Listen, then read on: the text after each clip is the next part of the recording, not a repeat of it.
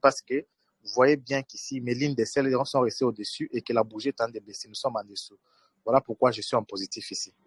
Alors que les autres là sont toujours en négatif parce que si je vais voir leur graphique, donc je touche, par exemple, la première opération, je touche le premier sel, je vais cliquer sur graphique, ça me donne les graphiques, on voit que clairement que nous sommes en train de monter, alors que moi je voulais que ça puisse baisser pour qu'on soit en positif.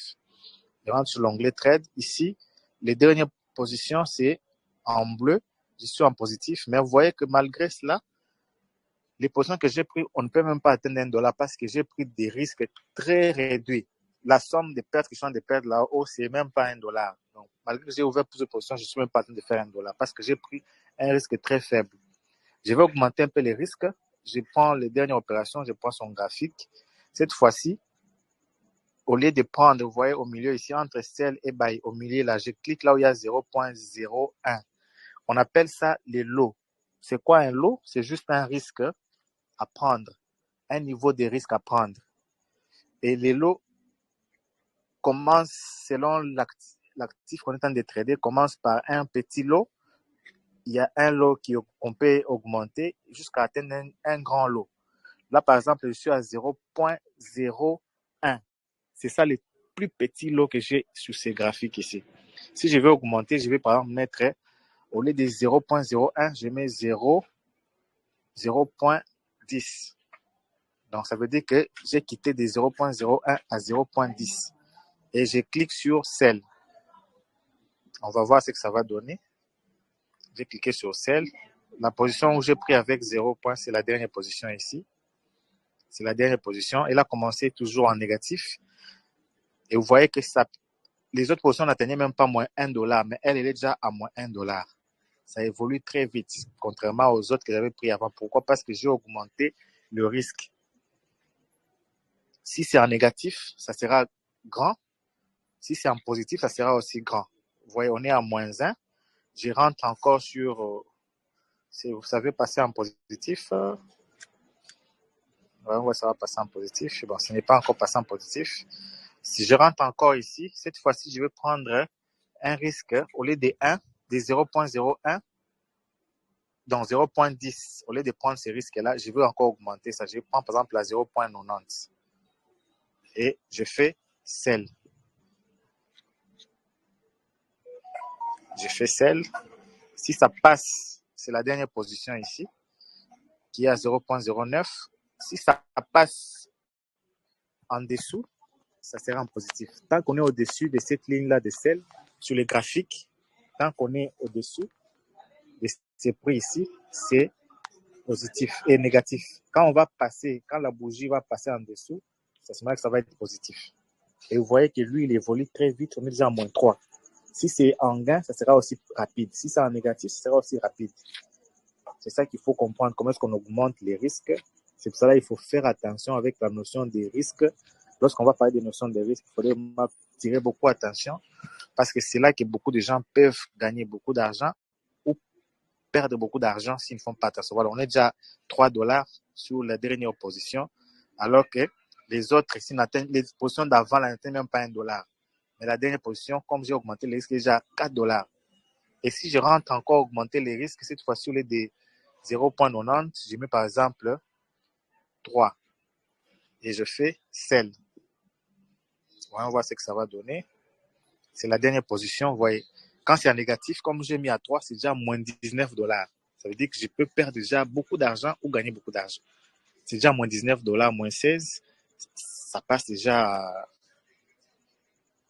ça hésite encore. Tant que le prix est au-dessus, c'est positif, négatif. Quand le prix passe en dessous, c'est positif.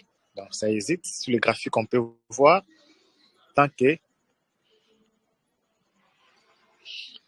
le prix n'est pas passé en dessous, on est en négatif. Voilà. Vous voyez comment ça évolue très vite parce que j'ai augmenté les risques. Les autres ici que j'ai pris avant n'atteignent même pas $1 jusqu'à là. Ils sont positifs, même pas $1. Mais lui que je viens d'ouvrir, il est déjà à moins $33. Donc, on peut augmenter les risques ou diminuer les risques. Et vous voyez la somme de toutes les opérations qu'on voit là, en haut, on peut voir on est déjà à moins 36 parce que les positifs et les négatifs donnent les soldes qui est en haut là-bas. Donc, on attend pour voir, je vais voir cette position ici en positif. pour que vous puissiez voir que ça va vite. Déjà à moins 16, on est déjà à moins 33, moins 16, moins 14. Non. Sur les graphiques, c'est toujours au-dessus. C'est toujours au-dessus. Tant que ce n'est pas encore passé en dessous, ça ne sera pas positif. Pour que ce soit positif, il faut que ça passe en dessous sur les graphiques. Maintenant, ce qu'on est en train de faire ici jusque-là, c'est un peu sans aucune analyse derrière. On est en train juste de prendre des positions, on ouvre des positions d'achat et de vente sans aucune analyse derrière. On n'a fait aucune analyse ici. On les prend juste pour montrer, pour une démonstration. C'est pour cela, pour bien trader, il faut savoir comment on analyse le marché, pour savoir pourquoi est-ce qu'il faut prendre un bas ici et pourquoi est-ce qu'il faut prendre un sell ici. Vous voyez, jusque-là, depuis qu'on a pris, il n'est toujours pas passé en dessous. Tant qu'il n'est pas en dessous, là, on est en... Je vais zoomer un peu. Tant qu'il n'est pas en dessous, on est en négatif. Je zoome encore. Donc, on regarde vers la fin, ici. La bougie actuelle, c'est la bougie blanche. Tant qu'elle n'est pas passée en dessous de notre ligne de sel ici, on est en négatif.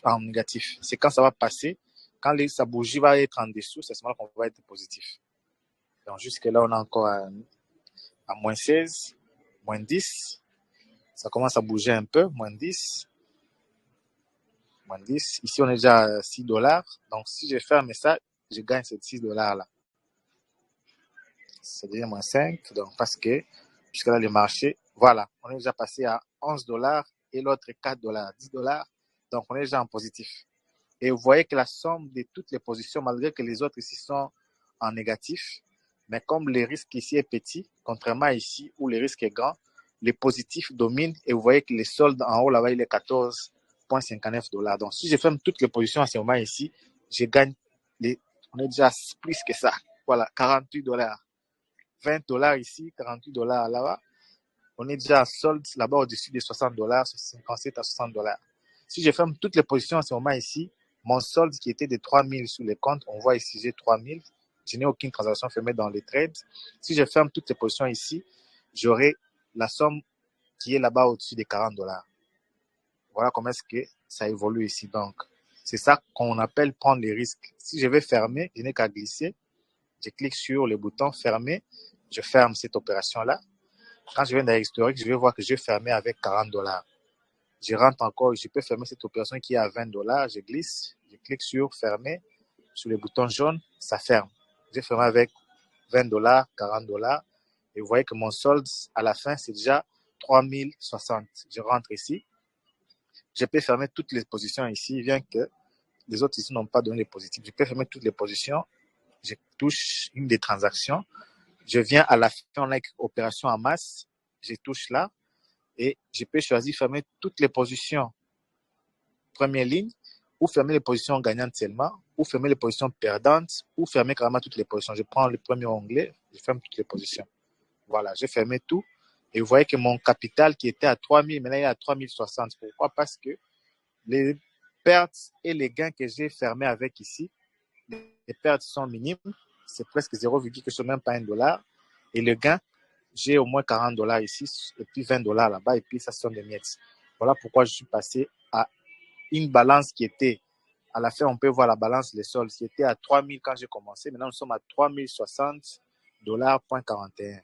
Voilà comment est-ce qu'on peut prendre des trades. Maintenant, je n'ai plus de trades en cours. C'est maintenant tout en historique parce que j'ai clôturé mes trades. Tant qu'on n'a pas clôturé les trades, l'argent peut augmenter ou baisser. Donc, c'est quand on a clôturé que cet argent-là, soit si c'est en perte, on a vraiment perdu cet argent-là qu'on a clôturé. Si c'est en gain, on a vraiment gagné cet argent-là. Ici, c'est un compte de démonstration. Si c'était un compte réel, comme je viens de fermer avec 60 $ maintenant là, ça voudrait dire que j'ai gagné 60 $. Je pourrais retirer ces 60 $ là immédiatement ou à demain ou après-demain, c'est mon argent. Si j'ai gagné cela sur un compte réel. Voilà comment est-ce qu'on fait le trading, mais il faut savoir